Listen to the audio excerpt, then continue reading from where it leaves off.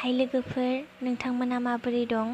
दिनै आङो सासे मानसिनि होननायाव फेस भिडिअ लाबोदों आरोना। ओमफ्राय नोंथांमोना कमेन्ट खालामदे आं फेस भिडिअ सायरि लाबोनांगोन ना ओरैनो भइस गोजा लाबोनांगोन। नोंथांमोना कमेन्ट खालामदे।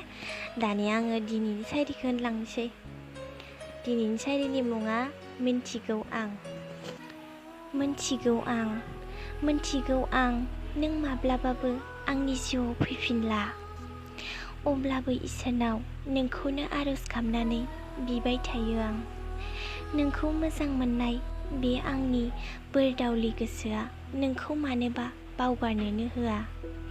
बिनिखायनो सानफ्रोमबो नोंखौ गोसोखांनायनि उनावसो उन्दुलाङो आं।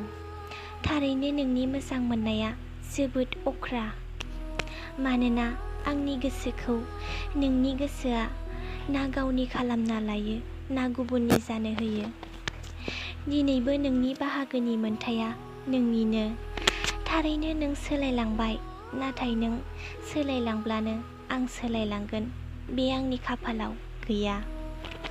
बे जानो हाथावा नोंदि आंनि सेराव फैफिनगोन, अब्लाबो आं नोंनिनो लामा नायो। बेखिनियावनोसै लोगोफोर। माबायदि मोनखो सायरिखौ? ओमफ्राय आं मा होनदो कमेन्ट खालामदे। ओमफ्राय जोबनायाव मोनसे खोथा लोगोफोर, आंथ' भिडिअखौ गोसो होनानैनो बानायदोंमोन आरोना। ओमफ्राय आंनि इयारफनासो माबा प्रे मा होनगोन आं इखौ दा गोदान बायनांसिगोन।